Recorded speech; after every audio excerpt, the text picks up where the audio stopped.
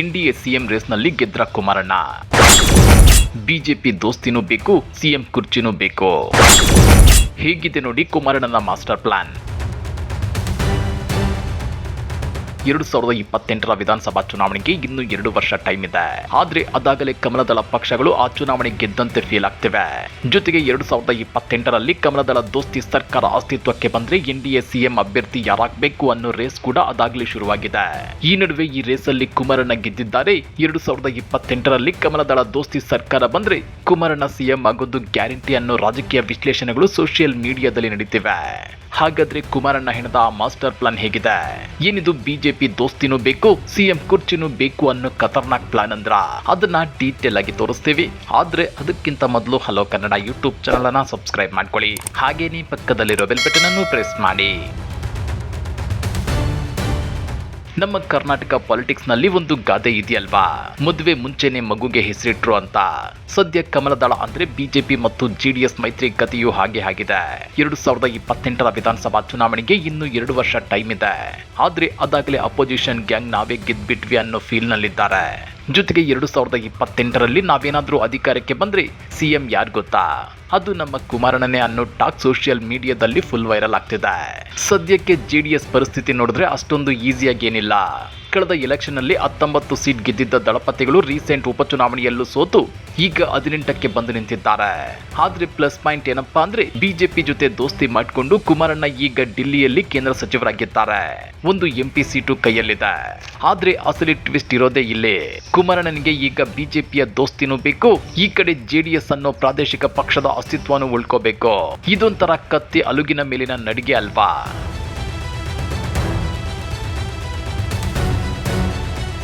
ಈಗ ಮ್ಯಾಟ್ರಿಗೆ ಬರೋಣ.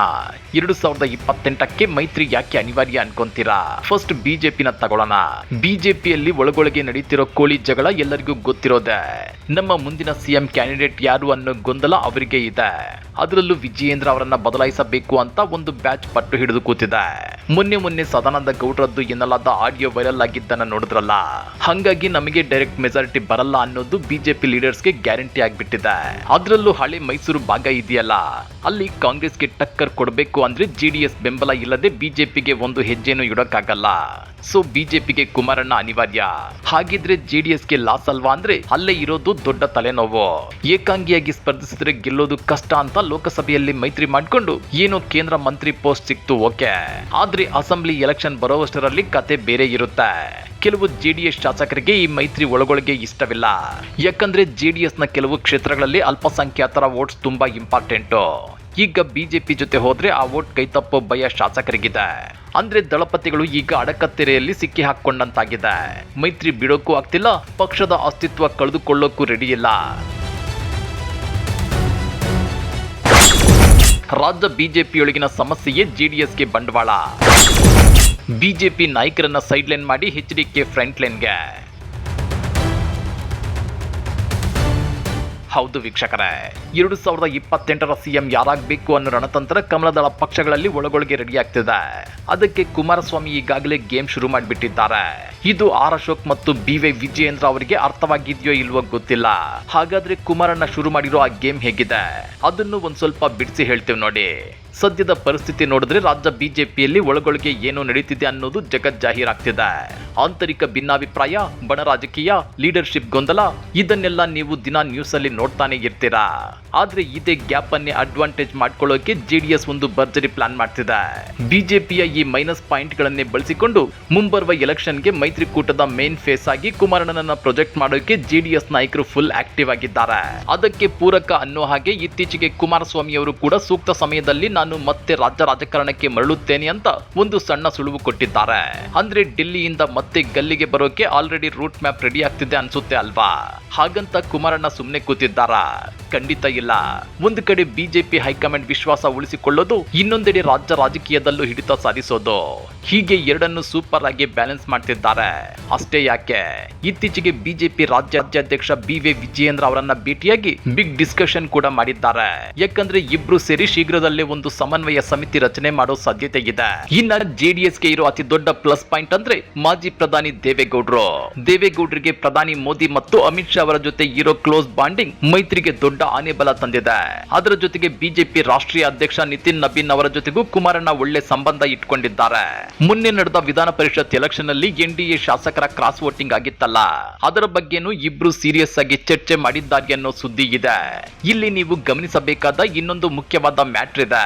ಜೆಡಿಎಸ್ ಅಂದ್ರೆ ನಮಗೆ ತಟ್ಟನೆ ನೆನಪಾಗೋದು ಹಳೆ ಮೈಸೂರು ಭಾಗ, ಒಕ್ಕಲಿಗರ ಬೆಲ್ಟ್ ಅಲ್ವಾ. ಆದ್ರೆ ಕುಮಾರಣ್ಣ ಈ ಸಲ ಈ ಹಣೆ ಪಟ್ಟಿಯನ್ನ ಚೇಂಜ್ ಮಾಡೋಕೆ ಗಟ್ಟಿ ಪ್ಲಾನ್ ಮಾಡಿದ್ದಾರೆ. ಜೆಡಿಎಸ್ ಕೇವಲ ಒಂದು ಭಾಗಕ್ಕೆ ಸೀಮಿತ ಅಲ್ಲ ಅಂತ ತೋರಿಸೋಕೆ ಬಿಜೆಪಿಗಿಂತ ಒಂದು ಹೆಜ್ಜೆ ಮುಂದೆ ಇಟ್ಟಿದ್ದಾರೆ. ರಾಜ್ಯದಲ್ಲಿ ಬರ ಮತ್ತು ಪ್ರವಾಹ ಪರಿಸ್ಥಿತಿ ಬಂದಾಗ ಬಿಜೆಪಿಗಿಂತ ಮುಂಚೆನೆ ಜೆಡಿಎಸ್ ಟೀಮ್ ಕಟ್ಕೊಂಡು ಸ್ಟಡಿ ಮಾಡೋಕೆ ಹೊರಟಿದೆ. ಈಗ ಲೇಟೆಸ್ಟ್ ಆಗಿ ಜೆಡಿಎಸ್ ಯುವ ಘಟಕದ ಅಧ್ಯಕ್ಷ ನಿಖಿಲ್ ಕುಮಾರಸ್ವಾಮಿ ಅವರು ಹಿರಿಯ ನಾಯಕ ಬಂಡೆಪ್ಪ ಕಾಶಂಪುರ್ ಅವರ ಜೊತೆ ಸೇರ್ಕೊಂಡು ವಿಜಯಪುರ, ಬಾಗಲಕೋಟೆ ತರಹದ ಉತ್ತರ ಕರ್ನಾಟಕದ ಬರಪೀಡಿತ ಏರಿಯಾಗಳಿಗೆ ಭೇಟಿ ಕೊಟ್ಟಿದ್ದಾರೆ. ಅಲ್ಲಿನ ರೈತರ ಸಮಸ್ಯೆಗಳನ್ನ ಕೇಳಿ ರಿಪೋರ್ಟ್ ರೆಡಿ ಮಾಡಿ ನೇರವಾಗಿ ಕೇಂದ್ರ ಸರ್ಕಾರಕ್ಕೆ ಕಳುಹಿಸಿ ವಿಶೇಷ ಪ್ಯಾಕೇಜ್ ಕೇಳೋ ಪ್ಲಾನ್ ನಲ್ಲಿದ್ದಾರೆ. ಇನ್ನೊಂದೆಡೆ ಕುಮಾರಣ್ಣ ಸದ್ಯಕ್ಕೆ ಕಾಂಗ್ರೆಸ್ ಸರ್ಕಾರಕ್ಕೆ ಸ್ಪೆಷಲಿ ಡಿಕೆಶಿಗೆ ಸರಿಯಾಗಿ ಟಾಂಗ್ ಕೊಡ್ತಿದ್ದಾರೆ. ಡಿಕೆ ಶಿವಕುಮಾರ್ ಅವರ ಮಹತ್ವಾಕಾಂಕ್ಷಿಯ ಬಿಡದಿ ಟೌನ್ಶಿಪ್ ಪ್ರಾಜೆಕ್ಟ್ಗೆ ಕುಮಾರಸ್ವಾಮಿ ಫುಲ್ ಆಪೋಸ್ ಮಾಡ್ತಿದ್ದಾರೆ. ಅಷ್ಟೇ ಅಲ್ಲ, ವೋಟರ್ ಲಿಸ್ಟ್ ನ ವಿಶೇಷ ಪರಿಷ್ಕರಣೆ ಪ್ರಕ್ರಿಯೆಯಲ್ಲೂ ಕಾಂಗ್ರೆಸ್ ಸರ್ಕಾರ ಅಕ್ರಮ ಮಾಡ್ತಿದೆ ಅಂತ ಗಂಭೀರ ಆರೋಪ ಮಾಡುತ್ತಿದ್ದಾರೆ. ಇತ್ತ ಬಿಜೆಪಿ ಕಡೆಯಿಂದ ಆರ್ ಅಶೋಕ್ ಅವರು ಕೂಡ ಮಂಡ್ಯದಲ್ಲಿ ರೈತರನ್ನ ಭೇಟಿಯಾಗಿ ಧರಣಿ ಮಾಡ್ತಿದ್ದಾರೆ. ಇವರು ಹೋಮ್ ಮಿನಿಸ್ಟರ್ ಅಮಿತ್ ಶಾ ಅವರು ಬಿಹಾರ್ ಎಲೆಕ್ಷನ್ನು, ಮಧ್ಯಪ್ರದೇಶ ಎಲೆಕ್ಷನ್ನು, ತಮಿಳುನಾಡು ಹೋಗಿ ಕರ್ನಾಟಕಕ್ಕೆ ಬಂದು ಏನಂತ ಭಾಷಣ ಮಾಡ್ತಾರೆ, ಬಾಂಗ್ಲಾದೇಶಿಗಳು ಬಂದಿದ್ದಾರೆ ಅಂದರೆ ಅರೆ ಹೆಂಗೆ ಬರ್ತಾ ಇದ್ದಾರೆ? ಅದೇನು ಅವ್ರ ಜವಾಬ್ದಾರಿನ ನಮ್ಮ ಜವಾಬ್ದಾರಿನ? ಅತ್ಯಂತ ಅಸಮರ್ಥ ಗೃಹ ಸಚಿವರು ಅಮಿತ್ ಶಾ ಅವರು ಇರೋದು ಬರೇ ಹೆದರ್ಸಕ್ಕೆ ಬೆದರ್ಸಕ್ಕೆ, IT ED ಯೂಸ್ ಮಾಡಿಬಿಟ್ಟು ಸರ್ಕಾರಗಳನ್ನು ಬೀಳ್ಸಕ್ಕೆ ಮಾತ್ರ ಹೋಮ್ ಮಿನಿಸ್ಟರ್ ಅವರಿದ್ದಾರೆ.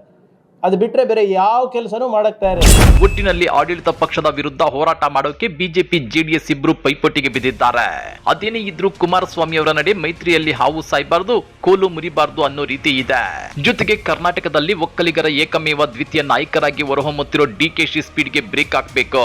ಅವರ ಇಮೇಜ್ ಗಿಂತ ತಮ್ಮ ಇಮೇಜ್ ಬೆಸ್ಟ್ ಅಂತ ಪ್ರೂವ್ ಮಾಡಿಕೊಳ್ಳೋದು ಕುಮಾರಸ್ವಾಮಿ ಅವರ ಮುಂದಿರೋ ಮತ್ತೊಂದು ಬಿಗ್ ಚಾಲೆಂಜ್. ಇದೇ ಕಾರಣಕ್ಕೆ ಡಿಕೆಶಿಯ ಬಿಡದಿ ಟೌನ್ಶಿಪ್, ದಸರಾ ಕಂಬಳ, ಹೀಗೆ ಡಿಕೆ ಶಿವಕುಮಾರ್ ಏನೇ ನಿರ್ಧಾರ ತೆಗೆದುಕೊಂಡ್ರು ಅಲ್ಲಿ ಕುಮಾರಣ್ಣ ಕೌಂಟರ್ ಕೊಡ್ತಾನೆ ಇರ್ತಾರೆ. ಆ ಮೂಲಕ ಡಿಕೆಶಿಯನ್ನ ರಾಜಕೀಯವಾಗಿ ಹಣಿಯೋ ತಂತ್ರಗಾರಿಕೆಯೂ ನಡೆಯುತ್ತಿದೆ.